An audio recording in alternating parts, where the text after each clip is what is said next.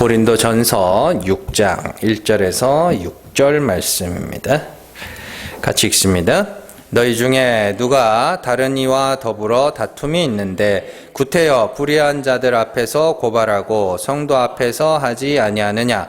성도가 세상을 판단할 것을 너희가 알지 못하느냐? 세상도 너희에게 판단을 받겠거든 지극히 작은 일 판단하기를 감당하지 못하겠느냐? 우리가 천사를 판단할 것을 너희가 알지 못하느냐? 그러하거든 하물며 세상 일이랴. 그런즉 너희가 세상 사건이 있을 때에 교회에서 경히 여김을 받는 자들을 세우느냐? 내가 너희를 부끄럽게 하려 하여 이 말을 하노니 너희 가운데 그 형제 간의 일을 판단할 만한 지혜 있는 자가 이같이 하나도 없느냐? 형제가 형제와 더불어 고발할 뿐더러 믿지 아니하는 자들 앞에서 하느냐? 아멘. 고린도전서 35번째 시간입니다. 고발을 의뢰하는 자들입니다. 우리가 지난 시간까지 5장의 내용을 통해서 음행이라는 것이 무엇인지에 대해서 배웠습니다. 아버지의 아내를 취하는 음행이라는 것은 하나님을 오해하게 만드는 자들이라고 제가 분명히 말씀드렸습니다. 그래서 하나님을 오해하여 자기 육체로 자랑하게 만들면 그게 음행인 것이죠. 그래서 아버지는 씨를 가진 자를 아버지라고 하는 것이고, 그래서 4장에서 바울은 자신이 복음으로 너희를 낳은 아버지라고 분명히 이야기를 했잖아요. 그리고 그 씨는 바울이 직접 낸 게 아니고 하나님으로부터 온 것이죠. 그래서 하나님으로부터 온 씨이기 때문에 사도 바울이 하나님도 아버지라고 부르는 것이죠. 그리고 그 씨를 받은 자들을 밭이라고도 하고 그들을 아내라고도 이야기를 하는 겁니다. 그래서 하나님으로부터 바울에게 임한 복음이 바울을 통하여 성도들에게로 흘러갔고, 그로 인해서 성도들이 그 씨를 받아 하나님을 알게 되었고 하나님을 이제 아버지라고 부르게 되었죠. 그런데 그게 아버지의 아내들이거든요. 아들임과 동시에 아내들입니다. 그런데 다른 복음을 전하여 하나님을 오해하게 하여 자기를 자랑하게 만들게 되면 그게 음행인 겁니다. 음행. 그래서 다른 씨를 전하는 것이 아버지의 아내를 취하는 것이고, 그 엉뚱한 씨를 받아 하나님을 오해하여 자기로 자랑해버리면 그게 음행이 되는 것이죠. 그래서 음행의 이야기가 자랑의 이야기로 이렇게 이어지는 것을 살펴봤습니다. 그래서 바울이 5장 말미에서 세상의 음행 말고 형제라 일컫는 자의 음행, 이렇게 이야기하는 거. 안 믿는 자들은 해도 되고 믿는 자는 하면 안 되고, 단순히 그 이야기가 아니라 그 세상이 말하는 그런 음행 말고 교회에서 말하는 그 음행을 이야기하는 거야 라고 바울이 설명을 해주는 것이죠. 사실은 이런 것들을 제가 성경에서 구약에서 다 나오는 이야기예요, 사실. 근데 그 구약에서 그 음행에 관련된 말씀들을 이렇게 찾아보면요, 이게 설교에서 해도 되나 싶은 말씀들이 너무 많아요. 그래서 제가 그쪽 부분이 나오면 잘 안 건드리려고 그래요. 대충 그냥 이렇게 설명을 하고 말지. 자, 그래서 여러분들이 음행하지 마세요. 무슨 음행하면 안 되는지 아시겠죠? 우리는 죽은 자 가운데서 살아나신 예수 그리스도에게로 시집간 신부들, 그리스도의 신부들이잖아요. 근데 다시 율법의 그 첫 신랑에게로 가면, 신랑이 멀쩡히 살아있는데, 그리스도라는 신랑이 죽은 자 가운데서 살아나서 멀쩡히 살아있는데 다시 그 율법으로 가면 그게 음행이라 그러잖아요. 그 이야기 하는 거예요, 5장에서 말하는 음행은.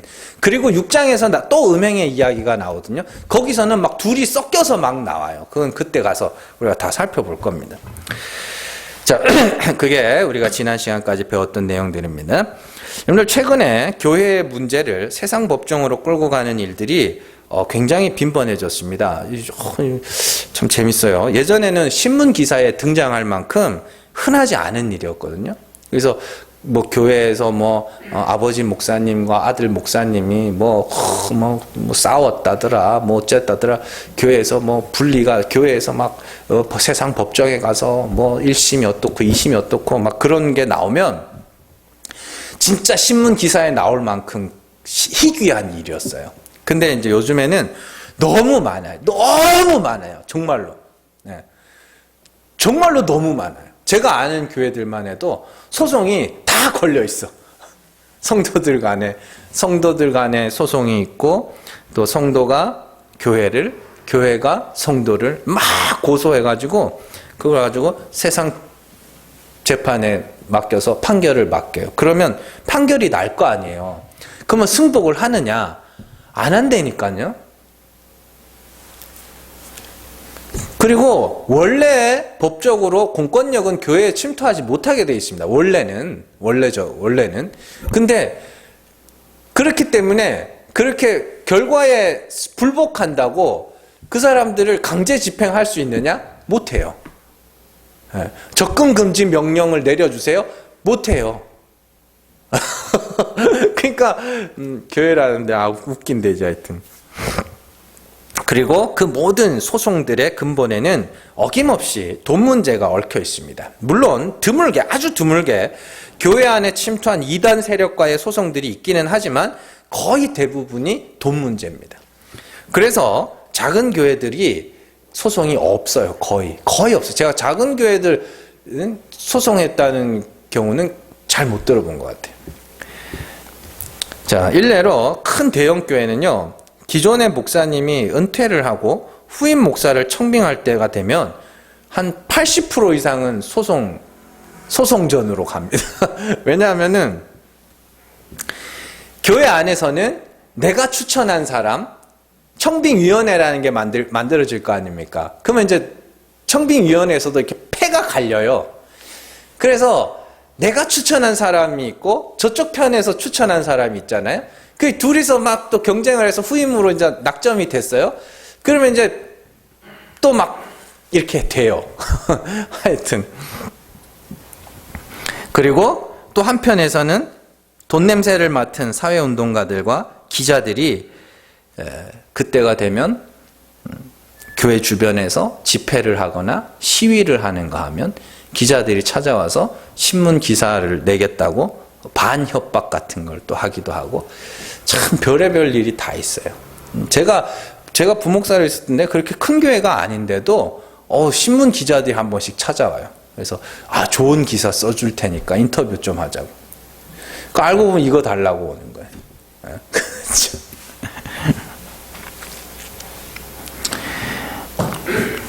그래서 교회 안에서 파가 나눠져서 길게는 몇 년, 짧게는 몇 년, 길게는 아주 10수년간. 지금도 저기 천호 사거리에 있는 그 교회는 아직도 수습이 안 되고 그러고 있죠. 자, 그런데 참 재밌는 것은 큰 교회에서는 그렇게 시끄럽고 소송도 많은데 작은 교회는 아니 큰 교회에서 세습하면은 돈에 눈이 먼 목사니 어쩌고 저쩌고 권력의 세습이 어쩌고 저쩌고 그러는데 왜 작은 교회가 세습하면 아들이 큰 결심했다고 그러는 거예요? 네? 세습 자체가 나쁜 거면 작은 교회도 뭐라 해야 될 거 아니에요. 그게 다 뭐냐면 그런 유의 이야기들, 그런 유의 말을 하는 사람들 그 안 다 들어가 보면 결국엔 다 사리사욕에 나는 정의로운 사람이에요. 나는 거대 권력과 맞서는 정의로운 사람. 근데 나는 그런 사람들이 제일 싫어요. 예전에는 그렇게 한국 교회의 문제가 어쩌고 재정이 어쩌고 세습이 어쩌고 그러는 사람들이 예전에는 멋있어 보였거든요. 근데 멋있어 보여서 쟤는 이제 좀 멋있어 보이면 깊이 연구를 합니다. 해보면 정말 더러운 새끼들이에요. 그건.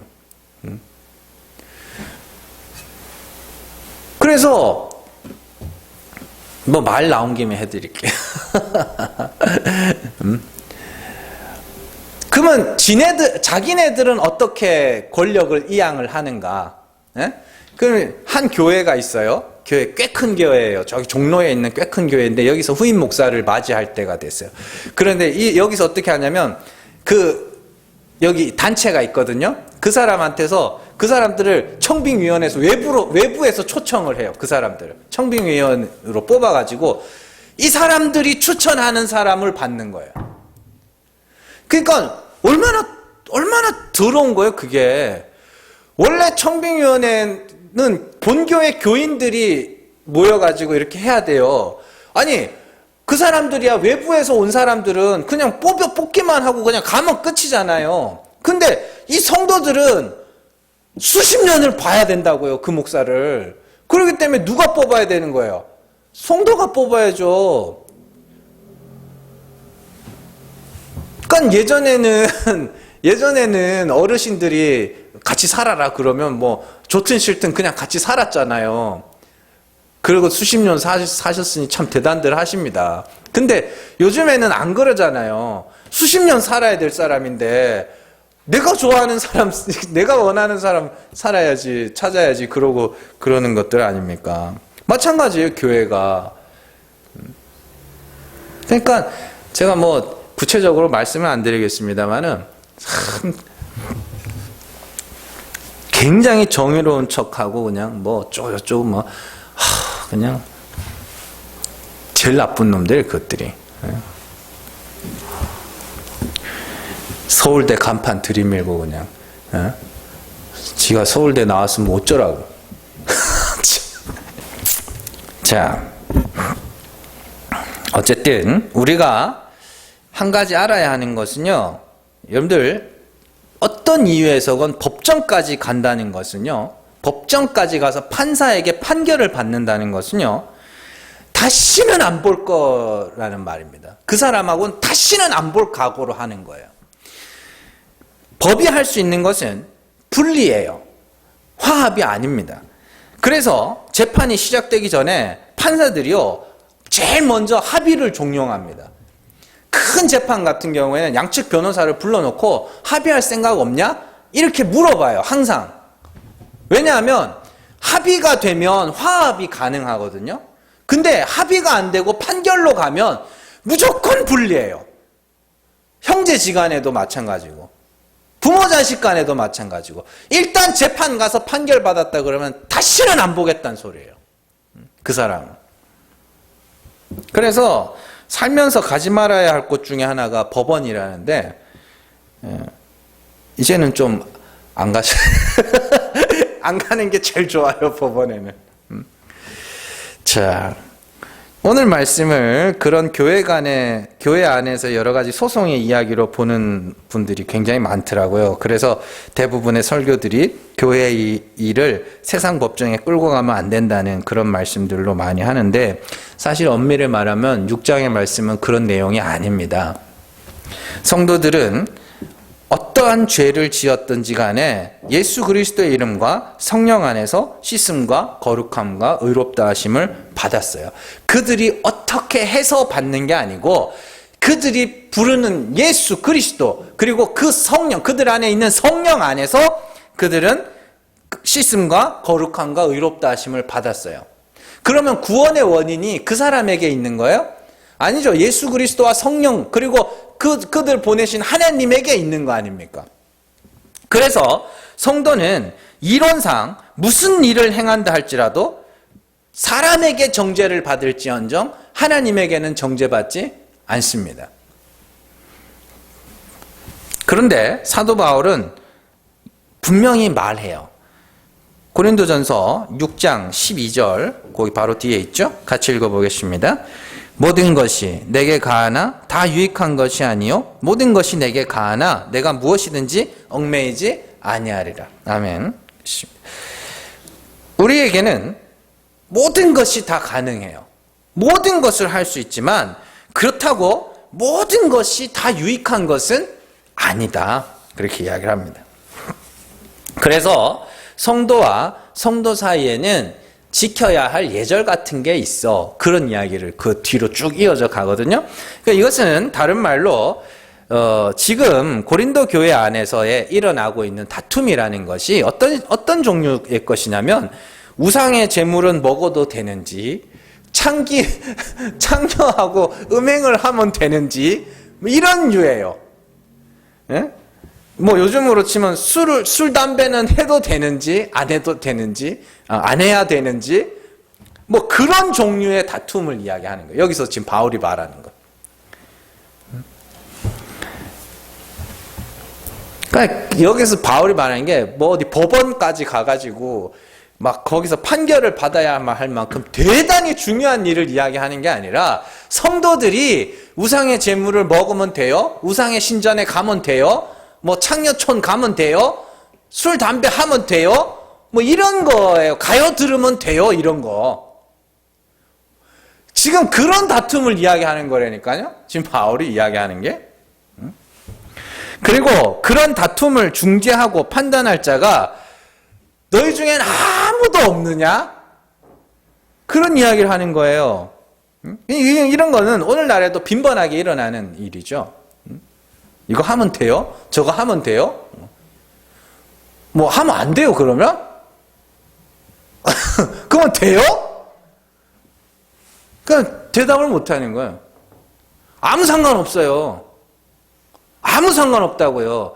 우리는 예수 그리스도의 이름과 성령 안에서 씻은 거, 의롭다함과 거룩함을 받는 것이지 내가 뭔가 대단하게 특별한 일을 해서 구원받는 게 아니란 말입니다. 아무것도 아니에요. 아무것도. 근데 유익한 건 있잖아요. 아니 최소한 육체의 건강의 관점으로 봤을 때에도 그 하루에 담배 2가씩 뻑뻑 피면은 어떻게 돼요? 아이고 폐암 걸려서 죽는다며요. 그럼 뭐 좀 줄이든가. 그리고 꼭 굳이 교회까지 와서 펴야 돼요, 그걸? 예? 저하고 못 끊겠으면 좀 어디 골목 같은 데 가가지고 사람들 안 보는 데서 피고 냄새 좀 제거하고 향수라도 치고 이렇게 오든가. 굳이 교회 문 앞에서 필 이유까지는 없지 않아요? 응? 그런 거 아닙니까? 술을 못 끊겠으면 그냥 집에서 조용히 드시면 되지. 또 뭘 그걸 또 목사 앞에서까지 그러실 필요는 없는 거고. 그런 이야기예요. 이론상 성도들은요, 그리스도 안에서 지혜와 거룩함과 의로움과 구원함을 받은 자들입니다. 그리스도 안에서라는 말을 제가 설명을 해드렸죠. 그리스도께서 나타내신 하나님을 믿는 자들이에요, 그게. 자, 그래서 성도는 이 땅에서 그리스도와 같은 죽음을 죽는 거예요. 그리스도와 같이 죽는 거예요. 뭐예요? 하나님이 나를 살려주셔야 나는 살 수 있는 자입니다. 그렇게 죽는 것이죠. 그래서 성도는 자신이 마땅히 저주받을 죄인이라는 것을 수시로 고발당하면서 그로 말미암아 하나님의 은혜만이 나를 구원할 수 있음을 삶으로 배워가는 자들이라고 제가 자주 설명드리죠. 그렇게 그리스도 안에서 거룩함을 받은 성도들은 긍휼의 자리로 나가게 되는데, 그게 긍휼의 자리잖아요. 하나님이 나를 불쌍히 여기셔야 내가 구원에 이를 수 있습니다. 그게 긍휼의 자리인데 그 긍휼의 자리를 자유라고 부르는 거예요. 그 갈라디아서 5장으로 가보세요. 갈라디아서 5장 1절에서 4절 같이 읽습니다. 그리스도께서 우리를 자유롭게 하려고 자유를 주셨으니 그러므로 굳건하게 서서 다시는 종의 멍에를 매지 말라. 보라, 나 바울은 너희에게 말하노니 너희가 만일 할례를 받으면 그리스도께서 너희에게 아무 유익이 없으리라.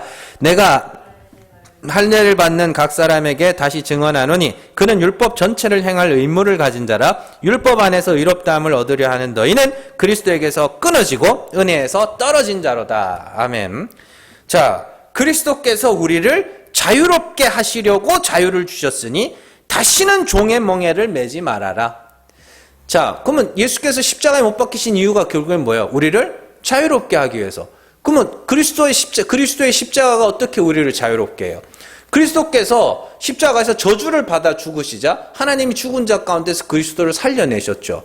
그래서 구원은 저렇게 저주받아 죽을 죄인임을 고백한 자들이 하나님의 은혜로 살리심을 받는 것이구나라는 것을 깨닫게 됐어요. 그러면 우리가 가야 될 방향은 뭐예요? 내가 영생에 이르러야지가 아니라 하나님이 날 살려주셔야 살 수 있다는 그 죽음의 자리 아닙니까? 그래서 자유라 그러는 거예요. 그래서 자유를 받은 자들에게 다시는 종의 멍에를 매지 말라 그래요. 종의 멍에는 할례를 받는 것을 뜻하고, 할례를 받는 것이 의라고 한다면 너희는 율법 전체를 행할 의무를 가진 자다. 그게 종의 멍에를 매는 거다. 그렇게 이야기를 하죠. 그들은 그리스도와 분리된 자들, 그리스도와 상관없는 거예요. 그렇게 되면. 그리고 은혜에서 떨어진 자, 이렇게 되면 뭔 말인지 이해가 되시죠? 자, 그렇다면 자유라는 것은 율법에 대하여 죽고 온전히 하나님의 은혜만을 바라는 상태를 말하고, 종의 멍에를 맨다는 것은 율법 아래서 자기 행위로 의롭게 되고자 하는 상태를 말하는 거예요. 그렇죠? 그래서 내가 의롭다 함을 이루려면 율법 다 지켜야지, 뭐 할려 하나 딸랑 그거 갖고 그러냐. 지금 바울이 그 이야기를 하는 거거든요. 그러면 성도에게 있어 율법이라는 것은 내 죄를 알게 하는 것이며, 그 죄로 뭐요? 죽으면 돼요. 율법에 대하여 죽으면 돼요. 그러니까 하나 어기면 다 어긴 거잖아요. 그 하나 어긴 걸 통하여 다 어긴 자가 되면 그러면 된다니까. 그 죽는 거라니까요, 그게. 그래서 사람들이 그걸 본성상 그걸 못한다 그러는 거예요. 죽기를 무서워요. 일평생 마귀의 종로로 타는 그 이야기라니까요, 이게. 자, 문제는 그렇게 긍휼만을 부르짖는 자유한 자들에게 누군가가 이건 해도 돼? 이건 안 해야 돼? 이렇게 질문하는 자들이 있을 때 고린도 교회가 그러한 질문에 어떻게 대답해야 할 것이며 어떻게 반응해야 하는지에 대해서 아무도 명확한 대답을 내놓지 못하고 있다는 소리예요. 자, 어떻게 해야 돼요? 가요 들으면 돼요? 안 돼요? 아니, 술은 마시면 돼요? 안 돼요? 이 질문이 틀린 거예요. 이 질문이 틀린 거라고요. 된다, 안 된다? 요걸 돼라고 해도 틀린 거고, 안 돼라고 해도 틀린 거예요. 잘 들어보세요. 이 바울의 이 논리가 굉장히 우리가 이거 굉장히 막 오래 몇 번에 걸쳐서 읽어봐야 이해가 돼요. 이 사람의 논리가 굉장히 독특한 논리입니다. 자, 이 문제의 해답을 찾기 위해서 우리가 확실하게 한 가지 알아야 하는 게 뭐냐면, 아무것도 아니다, 아무것도 아니다라는 말의 의미를 아셔야 돼요. 아무것도 아니다. 자, 아무것도 아니다라는 것은 그것을 하든지 하지 않든지 그것이 우리의 구원과 하나님과의 관계에 어떤 영향을 미치지 못한다는 소리예요. 가치가 없다는 뜻이에요. 아무것도 아니라는 건 그건 하나님이 안 본다는 소리나 똑같은 거예요. 조금 더 깊이 들어가면 이렇게 하면 하나님이 좋아하고 저렇게 하면 하나님이 싫어한다고 가르치는 것은 인간의 어떠한 행동이 하나님께 가치가 있다는 말과 같은 거예요. 뭔 말인지 아시겠어요? 인간의 어떠한 행동이 하나님께 가치가 있다고 여기는 거예요. 그게 좋다 혹은 싫다라는 것은 그것 자체로 좋은 가치든 나쁜 가치든 매겨지는 거잖아요. 예를 들어서 성도는 술은 마셔도 된다 혹은 술은 마시면 안 된다라는 것은, 술을 마시지 않는 것은 하나님 앞에 선한 것, 술을 마시는 건 하나님 앞에 악한 것이라고 이렇게 매겨지게 되는 거잖아요. 근데 아무것도 아니라니까. 하나님은 그런 거에 관심이 없단 소리예요. 근데 그러면 누가 말해요? 야, 갈라디아서나 로마서나 이런 데 보면 술 취하지 말라, 에베소서 술 취하지 말라, 이는 방탕한 것이니 성령의 충만함을 받으라 그랬는데, 그건 뭐냐? 술 취한, 여러분들 이 땅에 오셔서 이 땅에서 술 취한 자라고 욕먹은 사람이 누구예요? 예수님이라니까요. 포도주를 즐기는 자요 이렇게 돼 있죠. 그 단어가 술 취한 자라는 단어예요. 그게 무슨 말이냐면, 예수님이 알코올에 쩔어가지고 맨날 막 비틀비틀 다니면서 다녔다는 게 아니라 수거 같은 거예요. 헛소리 하는 사람을 술 취한 자라고 그렇게 이야기를 하는 거예요. 헛소리 하는 사람들을. 그러면은 술은 마셔도 돼? 술은 마시면 안 돼? 그런 질문에 뭐라 그러냐면 아무것도 아니야. 네. 아무것도 아닌데, 그건 뭐예요? 아무것도 아닌데 유익하진 않아. 이 정도로 대답을 해야 되는 거예요.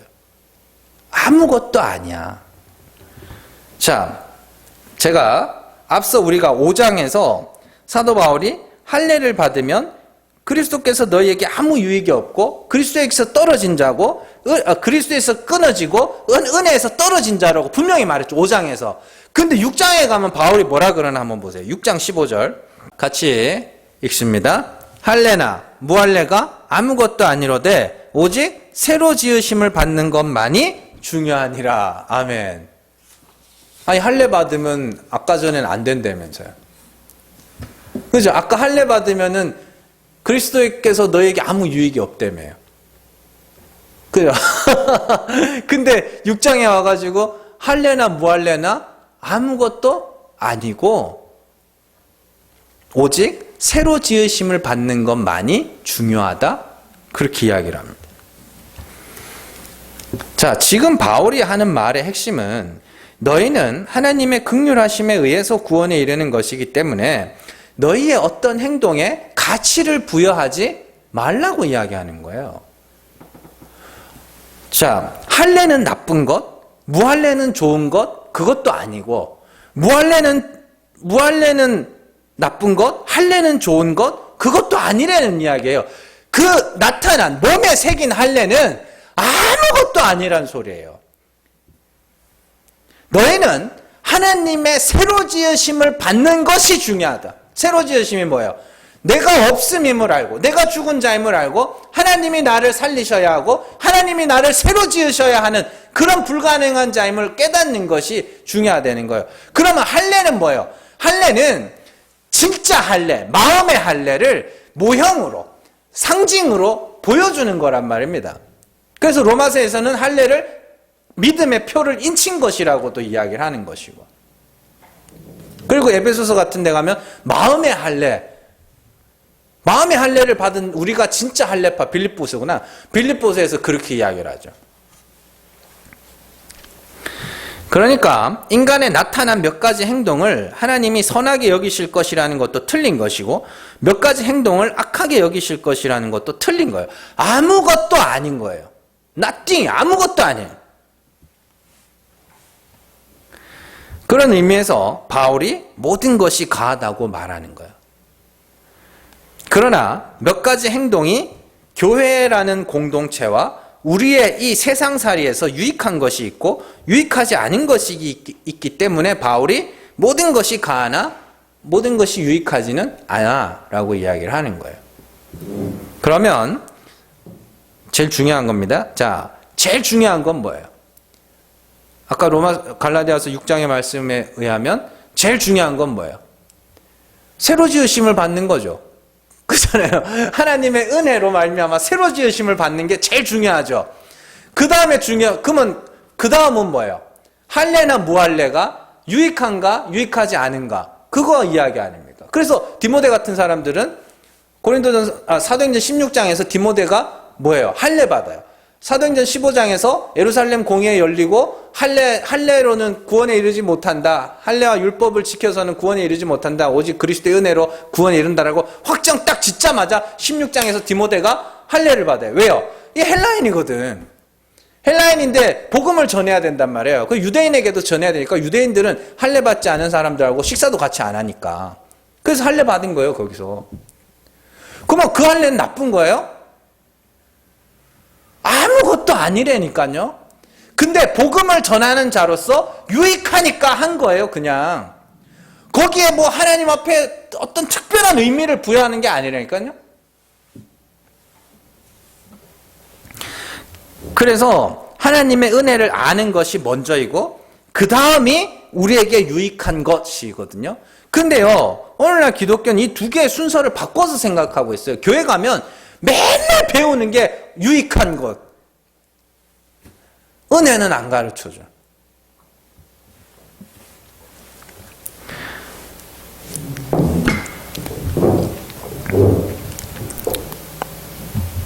보이지 않는 하늘에 소망을 두고 있는 자들은 이 땅의 그 유익한 것보다 은혜를 더 가치 있게 여기는 거예요. 그래서 날마다 그 은혜에 대하여 알기를 원하는 거예요. 자, 이런 전체적인 흐름을 잘 기억하시고 오늘 말씀 하나하나 살펴보도록 하겠습니다. 자, 먼저 바울은 1절에서 고린도 교회 안에 다툼이 있는데 그 다툼을 불의한 자들 앞에서 고발하고 성도 앞에서 하지 않는다. 이렇게 말합니다. 여기서 잘못 해석된 단어가 하나 있는데 거기 보시면은 구태여 이렇게 돼 있죠. 누가 다른 이와 더불어 다툼이 있는데 구태여 불의한 자들 앞에서 고발하고 성도 앞에서 하지 않느냐. 구태여 이 단어가요. 헬라어 단어로 톨마라는 단어인데 이게 두려움이 없는 용감한 겁 없는 이런 단어예요. 그러니까 지금 사도 바울이 뭐라 그러냐면 너희 중에 다툼이 있는데 야 너희가 겁도 없이 불의한 자들에게 송사하느냐 이 이야기예요. 너희 겁도 없이 불의한 자들에게 가서 송사해 이렇게 얘기해요. 그러면 불의한 자가 누군데요? 6절에서는 그 불의한 자를 뭐라고 불러요? 형제가 형제와 더불어 고발할 뿐 아니라 믿지 아니하는 자들 앞에서 하느냐 이렇게 이야기를 하죠. 믿지 아니하는 자들이 불의한 자들입니다. 그리고 그렇게 믿지 않는 자, 불의한 자들에게 묻는 것을 세상일이라고 불러요. 그래서 여기서 사용된 세상일이라는 단어가 그 헬라어에서 세상이라고 할 때 자주 쓰는 단어가 코스모스거든요. 그 코스모스라는 단어는 굉장히 많이 사용되죠. 근데 여기서는 비오티코스라는 단어를 써요. 이게 성경에 딱 5번 정도 나오는 단어인데 거기 보시면 오늘 말씀에서 3절, 4절 있죠? 3절, 4절에 우리가 천사를 판단할 것을 너희가 알지 못하느냐 그러하거든 하물며 세상일이라. 여기 비오티코스. 4절에 너희가 세상 사건이 있을 때 이게 비오티코스예요. 이 비오티코스라는 단어가 뭐냐면 그냥 이생, 현생 이런 단어예요. 뭔 말인지 아시겠어요? 이 땅에서 이 땅에 이 현상 이 이생에서 이 땅에서 우리가 어떻게 살아야 하는지를 불의한 자들, 믿음 없는 자들에게 겁도 없이 묻고 있어? 이런 이야기거든요. 왜냐하면 믿음이 없는 자들은 인간의 행위가 구원에 영향을 미친다고 가르치고 그것으로 말미암아 사람들을 두렵게 만들고 다시 종의 멍에를 매게 하기 때문이에요. 자, 어려울 거 없어요. 이렇게 살면 지옥 간다. 너 거짓말하면 지옥 간다. 너 헌금 떼먹으면 지옥 간다. 그럼 어떻게 돼요? 그래서 지옥 갈까봐 무서워서 거짓말 안 하고 지옥 갈까봐 무서워서 헌금 내고 그게 뭐예요? 그게 무서워하는 종의 몽해라니까요. 그들에게 감사와 찬송이 어디 있어요? 응? 그래서 그들은 어떻게 보면 명확해요. 그 사람들은. 왜냐하면 술 먹으면 안 되지. 하나님 앞에 악한 거야. 그죠? 가요? 들으면 안 되지. 찬송가도 다 모르는 게 가요를 왜 그렇게 많이 하냐고. 그러기도 하고. 뭐 그러잖아요. 어디는 가면 안 되지. 술집을 왜 가? 가면 안 되지. 그건 너무 명확해요. 그 하나님 앞에 악한 거야. 하나님이 안 좋아하시는 거야. 예배 시간에 장난꾸러기 예수님이 보시면 뭐라 하실까? 아니 안 돼요. 예수님이 화내실 거야. 애들이 예배 시간에 가만히 있는 게 비정상이지. 예? 제가 옛날에 좀 그랬어요. 저희 애들한테 뿐만이 아니라 사역하던 애들한테도 굉장히 무섭게 했어요. 그래서 예배 시간에 막 진짜 조금이라도 막 꼼지락거리고 막 혼내고 막 그랬거든요. 근데 애들 키우면서 보니까 그게 아니더만요. 가만히 있는 게 비정상이에요. 기도 아니 눈 감고 기도하라고 누가 가르쳤어요? 예? 성경에 나와요? 손 모으고 기도하라는 거 누가 가르쳤어요?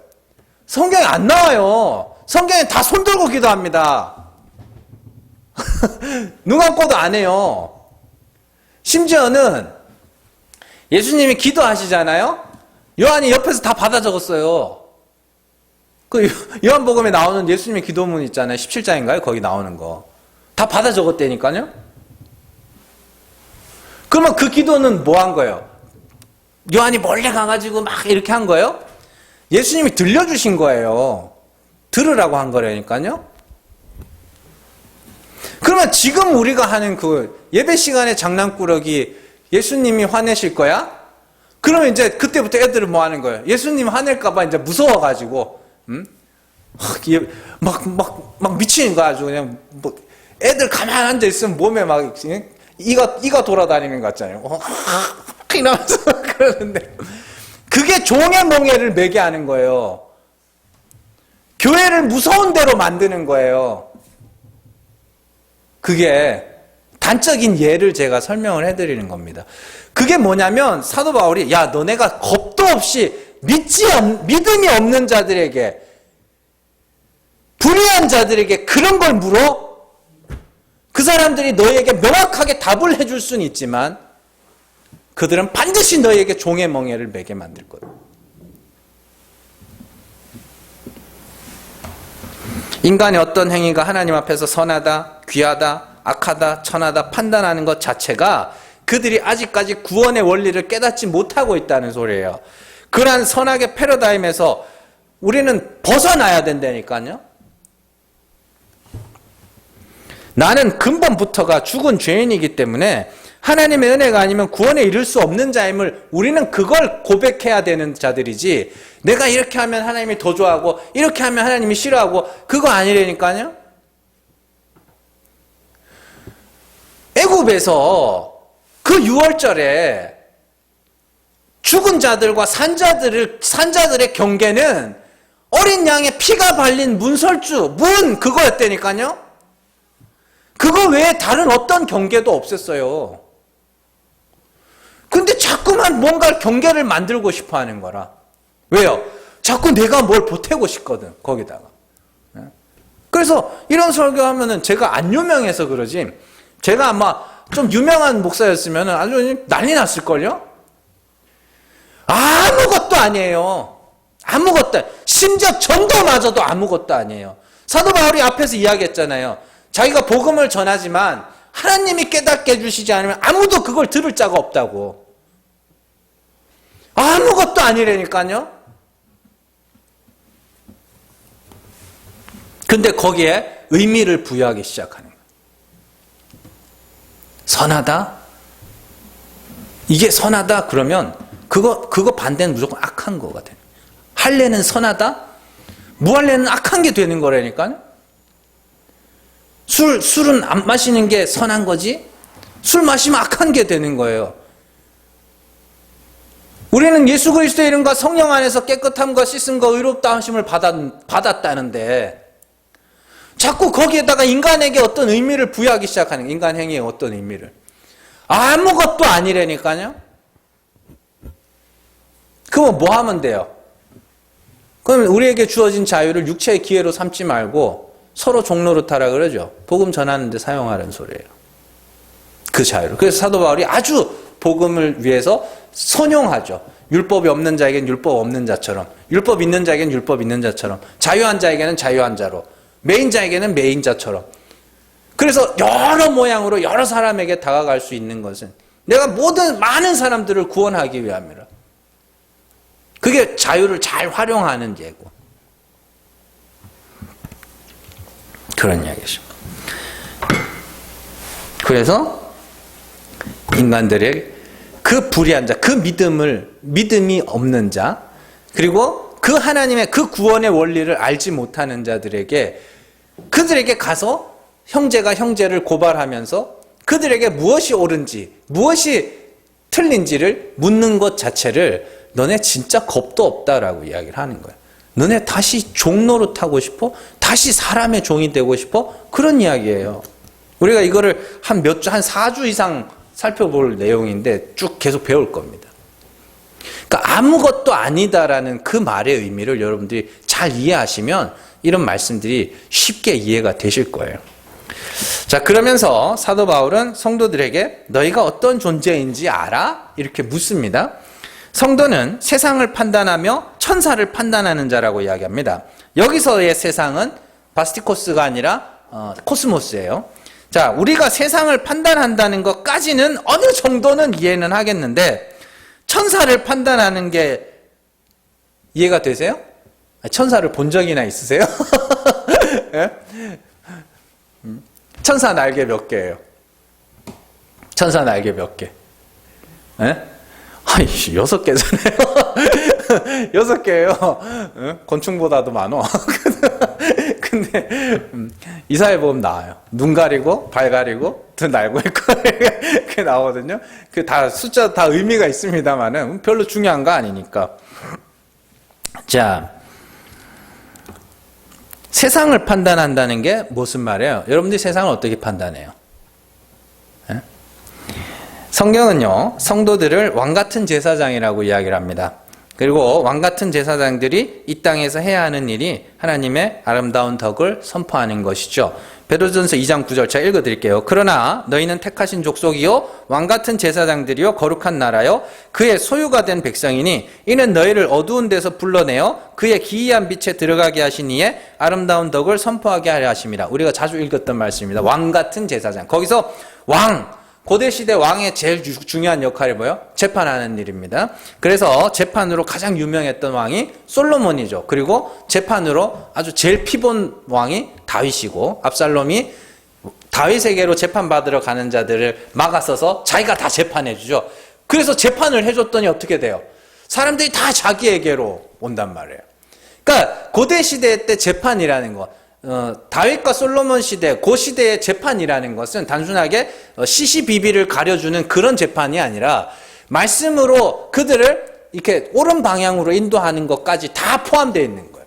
모세도 그 일을 했죠. 그래서 모세에게 맨날 와서 백성들이 묻잖아요. 시비를 가려주세요 하고 온 게 아니에요. 물어. 이건 어떻게 해야 돼요? 저건 어떻게 해요? 이렇게 물었단 말이에요. 자, 그래서 왕들이 하는 일은 재판하는 일이었습니다. 그러니까 왕으로서의 성도는 어떻게 해요? 복음을 증거할 때 그들이 듣는 자들은 구원에 이르는 것이고, 그걸 들어도 듣지 못하고 보아도 보지 못하고 깨닫지 못하고 생각지 못한 자들은 멸망에 이르는 거예요. 이렇게. 그게 말씀을 전하는 자들이 그게 재판의 현장이라고 이야기를 하는 겁니다. 그래서 예수님도 뭐라 그래요? 너희가 복음을 전할 때에 너희가 그 성에 아무도 영접하는 자가 없으면 발에서 먼지를 떨어버려라. 심판날에 소돔과 고모라가 그거보다 견디기 쉬울 것이다. 이렇게 이야기를 하시잖아요. 그게 심판의 현장이라니까요. 여러분들이 복음을 전하는 자리가. 그래서 사도 바울도 고린도전서에서 자기는 십자가의 도를 전하는데 그 십자가의 도라는 것이 멸망받을 자들에게는 어리석게 들리고 구원받은 너희들에게는 하나님의 능력으로 들릴 것이다. 그게 재판이에요. 왕노릇이나 심판이라니까. 세상을 심판한다는 건 그런 겁니다. 그러니까 왕노릇을 해본 적이 없으니 심판도 못하는 거지. 그런 거예요. 진짜로 그래요. 제가 어디 다른 교회에 자주 가서 설교는 안 해봤습니다만은 다른 교회 가서 설교를 하면 진짜 딱 갈라진다니까요. 어떤 사람 와가지고 참 좋은 말씀이라고. 난 그 소리가 옛날엔 그렇게 듣기 좋았는데 이젠 싫어요. 하나님이 그런 분이었네요. 나는 그렇게 성도 누군가가 제 설교를 듣고 은혜 받았어요. 이런 것보다도 하나님이 그런 분이었네요. 성경이 그런 거였네요. 이제는 그렇게 했으면 누가 그렇게 해줬으면 그렇다고 해라는 소리는 절대 아닙니다. 그래서 그랬으면 좋겠어요. 근데 말씀 잘 전하시네요. 난 이제 싫어요. 그게 그냥 많은 말씀 중에 하나로 여긴, 하나님이 깨닫게 하셔가지고 하나님이 어떠한 분인지를 나타내셔가지고 성경을 통해 그 하나님이 이런 분임을 풀어주는데 그냥 좋은 말씀 중에 하나? 난 싫어요. 그런 게 이제는. 그러니까 말씀을 전하잖아요. 그래서 그 말씀을 통해 하나님이 이런 분이셨구나로 깨닫는 자들이 있단 말이에요. 그게 이제 그 사람들은 하는 거고, 들어도 듣지 못하는 자들은 교회 예배당에 앉아 있어도 마찬가지입니다. 멸망받는 자. 그러나 언제 부르심의 때가 다 다르니까, 그죠? 전하고 또 전하고 또 전하고 또 전하다 보면 하나님의 부르심의 때가 이러면 그들도 그 말을 하나님의 능력으로 받을 때가 올 거란 말이에요. 그러면 그들이 멸망받을 자에서 구원받을 자들로 넘어가는 것이고, 끝까지 깨닫지 못하면 멸망받을 자로 가는 것이고, 그게 세상을 판단한다, 세상을 심판한다라고 이야기를 하는 겁니다. 성도가 세상을 심판하는. 자, 그리고 성도들은 천사를 판단하는 자라고 이야기합니다.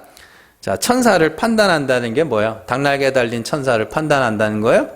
넌 나쁜 천사구나. 이러면서 너는 좋은 천사구나. 이런 이야기예요. 그게 아니라 성경에서 천사들이 하는 역할은 하나님의 말씀을 전하는 역할입니다. 자, 히브리서 1장으로 한번 가보세요. 히브리서 1장 14절입니다. 같이 읽습니다. 모든 천사들은 섬기는 영으로서 구원받을 상속자들을 위하여 섬기라고 보내심이 아니냐. 그러므로 우리는 들은 것에 더욱 유념함으로 우리가 흘러 떠내려가지 않도록 함이 마땅하니라.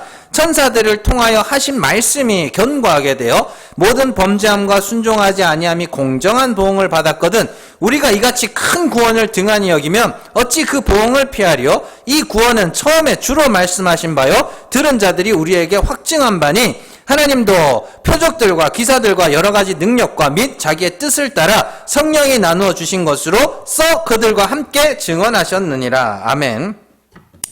여러 가지 내용들이 많이 있습니다만 천사에 집중해 보세요. 14절에서 천사들을 섬기는 영이라고 이야기합니다. 그러면 어떤 섬김이냐? 2장 1절 2절 나오죠. 그러면 우리는 들은 것에 더욱 유념함으로 우리가 흘러 떠내려가지 않도록 함이 마땅하냐. 들은 것을 흘려보내면 안 된다. 한 귀로 듣고 한 귀로 흘리면 안 된다. 그러면서 2절에서 천사들을 통하여 하신 말씀이 견고하게 돼요. 그러니까 천사의 섬김이라는 게 뭐냐면 하나님의 말씀을 받아서 그 말씀을 전해주는 자들이었어요. 그래서 천사들이 나타나는 현장에서는 항상 천사들에게로부터 말씀이 전해지는 그런 모습이 나와요. 그래서 천사는 말씀을 전달하는 자들이고 천사를 판단한다는 것은 우리가 그 닭날개 가진 자들을 보고 너 진짜야 가짜야 이게 아니라 말씀을 판단한다는 뜻이에요. 말씀을. 자, 잘 보세요. 우리 뒤에 가면 또 배우겠지만 사탄도 자신을 가장하여 광명한 천사로 자신을 가장한다고 그러죠. 사탄도. 그러면서 거짓 선지자도 의인으로 자기를 속이는 게 별것 아니라고 이야기합니다. 그러면 마귀가 광명한 천사로 변장하는 것, 그리고 거짓 선지자가 참 선지자처럼 자기를 위장하는 것 같은 거예요. 왜요? 말씀을 전하는 자들.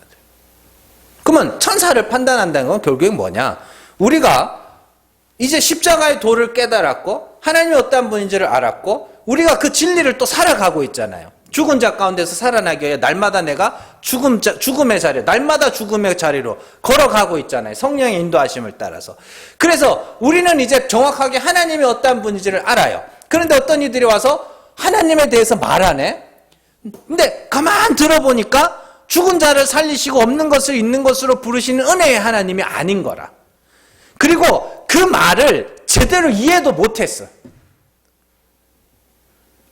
그런 자들을 여러분들이 그거 보고 그거 아닌데? 그게 천사를 판단하는 거예요. 말씀을 판단하는 거예요.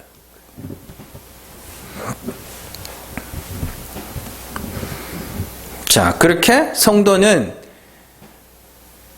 진리를 말하여 세상을 판단하는 자이고 또 말씀을 전하는 자들의 그 말씀도 판단할 수 있는 자들인데 어찌하여 이 간단한 문제 하나 해결하지 못하냐. 사도 바울이 그렇게 책망하는 거거든요. 너희가 진짜 지혜라는 게 있기는 있느냐. 하나님이 어떠한 분인지를 너희가 알기는 아느냐. 구원의 원리라는 걸 알기는 아느냐. 구원의 원리를 아는 인간들이 어떻게 인간의 행위에 가치를 매기니? 아무것도 아닌데. 먹는 것도 잘하는 게 아니고 안 먹는 것도 잘하는 게 아니고 뒤에 다 나와요. 아무것도 아니야. 다만 교회 안에서 성도들 간에 지켜야 할 예절이라는 게 있고 그잖아요. 그리고 성도들 간에 배려해주는 그런 게 있는 거. 지식이 있고 믿음이 있는 자가 이제 갓 입문한 성도들을 위해서 좀 절제해줘야 되는 게 있는 것이지 그것 자체가 하나님 앞에 의미가 있고 가치가 있는 게 아니라는 이야기예요.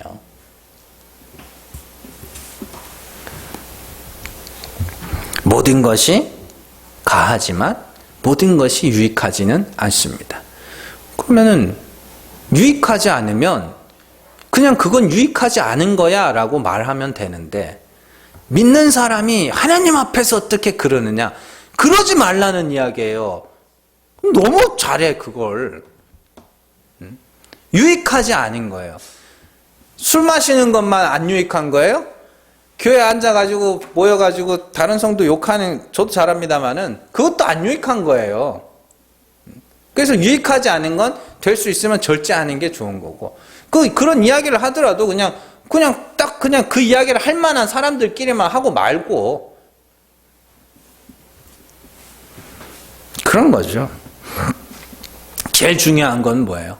은혜를 아는 게 제일 중요한 겁니다. 은혜를 아는 게 제일 중요한 거예요. 그런 후에 우리에게 유익한 것들을 하나하나 찾아서 하는 것이고, 정말로 못 참겠으면, 술 정말 못 참겠으면 집에서들 하세요. 굳이 술집에 모여가지고 집사님, 장로님, 권사님 할 필요 없는 거고, 뭘 굳이 거기까지 가서 티를 내요. 정 못 참겠으면 집에서 한 잔씩들 하시고, 담배 도저히 못 끊겠으면 저 어디 골목 같은 데 가서 피세요. 요즘에 골목에서도 끊으시고, 웬만하면 건강을 생각해서 끊으시고, 굳이 그걸 교회당 예배당 앞에서 필 필요는 없잖아요. 굳이. 다른 것도 마찬가지입니다. 교회를 정말로 일이 있고 몸이 아프면 빠질 수도 있어요. 교회 빠진다고 지옥에서 천국 가는 사다리에 이 막대가 하나 빠지고 그런 일 없어요. 유익해서 나오는 거예요. 유익해서. 말씀을 듣고 하나님의 은혜를 확인하지 않으면 세상살이가 너무 각박하고 너무 바쁘게 살아가고, 우리가 그 하나님에 대해서, 하늘의 소망에 대해서 생각할 겨를조차 주지 않기 때문에, 그래서 나와서 확인하고 또 확인하고, 그래서 그 은혜를 확인할 때마다 감사하고 찬송하면서 예배하는 것이지, 안 나온다고 천국 가는 사다리에 막대 빠지면 어떡하냐고. 온라인 예배가 나쁜 거예요? 그럼 오프라인 예배는 그럼 그렇게 좋은 거예요? 생각을 해보세요. 와가지고 이빨 어금니 꽉 깨물고 저걸 쫓아내야 되는데, 그럴 바엔 온라인이 더 낫지 않아요?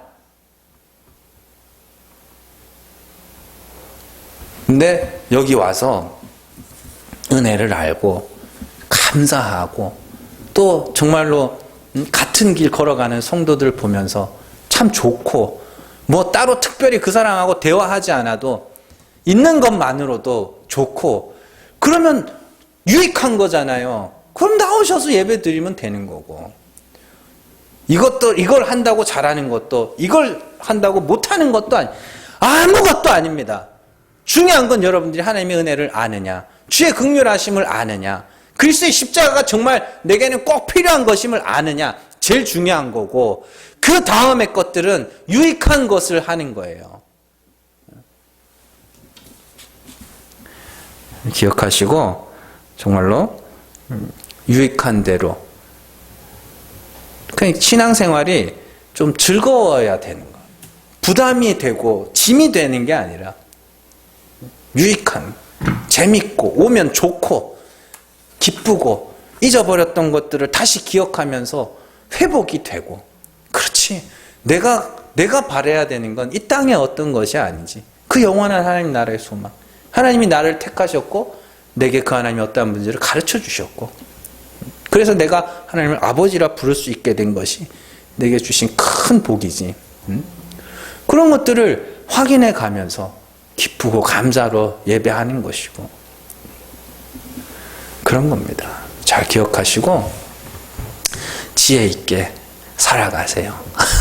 여러분들은 세상을 판단하고 또 천사를 판단할 수 있는 지혜가 있는 성도들입니다.